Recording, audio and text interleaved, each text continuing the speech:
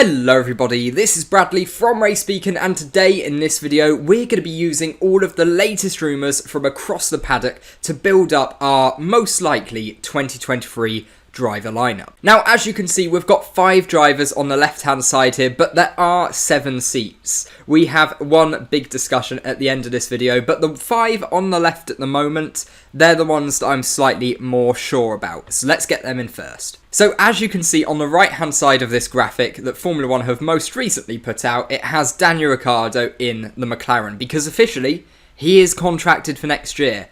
However, there are many rumours, very accurate rumours I believe, that Oscar Piastri will be taking that drive because Daniel Ricciardo has been bought out of his contract. Now, this is a move that's going to cost McLaren a lot of money, so they must be very desperate to get the young Aussie of Oscar Piastri into their car. He's the reigning Formula 2 world champion and one hell of a talent, and I have to say, having such a young driver lineup that still has some experience in Norris and Piastri, that's a long-term project there for McLaren. Now, of course, this leaves the question, where's Ricardo going to end up? But first of all, we're going to quickly go over these 3, what I believe are very safe bets. First of all, we know one of these are a safe bet because it's already been announced. Alex Albon is in that Williams drive. He is the Williams #1 driver, and he is on a multi-year deal. This is a brilliant move for him because it allows him to finally have a team being built around himself.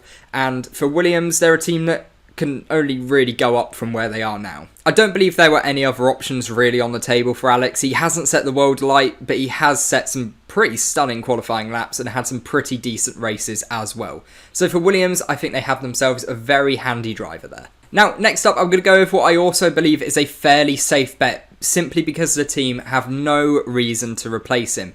And that's Zhou Guanyu down at Alfa Romeo. If Alfa Romeo wanted to get a new driver in, they'd probably be leaning into the Formula 2 grid, and I don't believe there are any talents that are absolutely screaming to be in the Formula 1 grid next year. Especially one that's also part of the Ferrari Driver Academy, because that is what Alfa Romeo would probably be looking for if they were to dip into Formula 2, with of course their ties to Ferrari as a works team. So for Zhou Guanyu, he's had a pretty solid debut season. I see no reason to replace him whatsoever, and I'm fairly sure Alfa Romeo will be continuing with him next year. There's not currently any rumours of Alfa Romeo looking elsewhere. They're not looking at Ricardo, they're not looking at the likes of Tsunoda, Schumacher, none of those drivers, so I believe Guanyu Zhou, Alfa Romeo. Next up, I'm going to put my other fairly safe bet, Yuki Tsunoda. Helmut Marko has said several times this year that they are not looking to make any moves in those 4 Red Bull seats. And Yuki Tsunoda, I feel like if he was going to get sacked, it would have been after his first season. This year, he's come on leaps and bounds. He is now at most tracks this year there or abouts with Pierre Gasly, and you know, whether that says anything about Pierre Gasly, we don't know. He is contracted for next year. There are some rumours he could end up at Alpine, but I'm not sure he will. But for Yuki Tsunoda, he's definitely improved since last year, and if he can make a similar bounce into his 3rd season, I really again see no reason that he should be replaced at all, because he has not been poor this year. Now then, Daniel Ricciardo, what are we going to do with you? He could so easily end up retired and not on the grid at all, but I think it's much more likely he might take a pay cut and end up somewhere else on the grid. There's 3 seats that I believe are available to him here. He's got the Alpine as one option, he's got Haas as another, and he's got Williams as a 3rd. He could be in any of those seats come the start of next year, and I assume taking a pretty decent pay cut for most of them. But given all of the current rumours suggest, and Otmar Szafnauer saying himself, Daniel Ricciardo is currently in contact with Alpine, and Otmar Szafnauer is open to having him back in the seat. Now, obviously, this is going to come down to the personal contract negotiations and whether they can offer the terms that he wants. But assuming Alpine are happy to pay what Ricardo wants, I just completely believe that he is going to end up in that Alpine seat. I know a lot of people have been saying very different in the comments section on the most recent videos covering the whole Piastri saga. But look, this is a team that he already knows. He doesn't have bad blood with the team, and like we say, there's already news articles showing that Ricardo made contact with the Alpine team, so he's willing to go back just the day after the Hungarian Grand Prix. So for me, I feel like that is definitely the most realistic option for Daniel Ricciardo. Also probably the best option on the grid, because Alpine and McLaren I still believe next year they're going to be pretty even on pace, and it should be, hopefully, a continuation of this year's battle. Okay, so now we're left with 2 seats, but we also have 2 drivers. The first one being Mick Schumacher, someone who's already on the grid, and someone who I wouldn't class as a particularly well-performing driver at the moment. Also, if rumours are to be believed, he's also a driver who's recently left the Ferrari Driver Academy. Now, there's no confirmation on this at all. We don't know if this is the case, but there's now been several rumours suggesting he has left the FDA. And Haas, as a Ferrari customer team, it has been said their second seat should be taken up by an FDA driver. However, Gunther Steiner has come out and said that that's not true, and that Ferrari have no sway on who gets that second seat. And I think Mick Schumacher might just retain it. He's improved marginally on his first season of Formula 1. I wouldn't say he's come leaps and bounds, but he's definitely got better. And for Haas, if he can not crash in the second half of the year, I think that will make it a lot more likely that they renew his contract.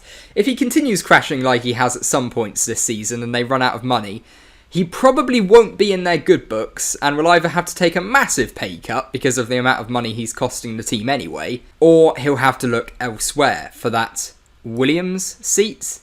And that's where the talk about Williams opens up. And I would actually probably suggest that Schumacher would move to Williams if it wasn't for this guy, Logan Sargent, another very, very realistic option for the Williams team, and I believe the Williams team only. It was confirmed last month that Logan Sargent would be driving the FP1 session at the US Grand Prix at the Circuit of the Americas for Williams in October. And for me, given Williams don't really have any other options, apart from Nick De Vries is a very good shout as well. I've seen a lot of comments from you guys saying Nick De Vries to Williams.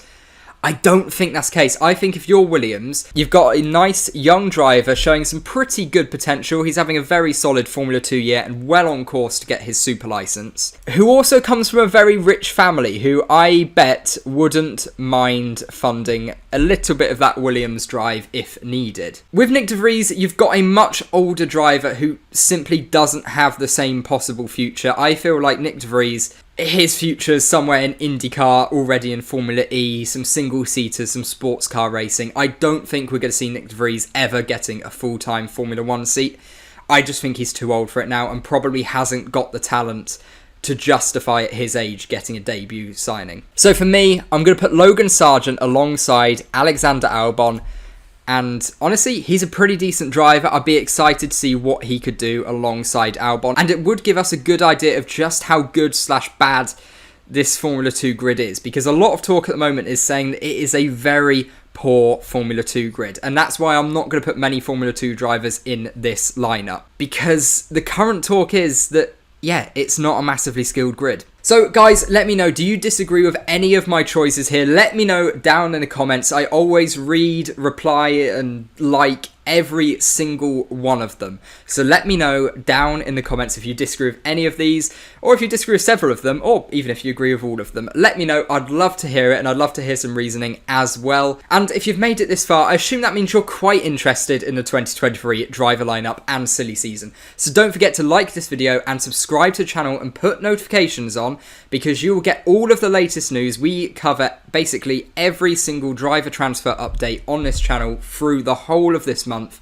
So if you don't want to miss out on any of the news, make sure you subscribe to the channel and put that notification bell on to get the latest news as soon as it happens. Thanks for making it to the end of the video. Have an absolutely brilliant day wherever you are in the world. And as ever, until next time, goodbye.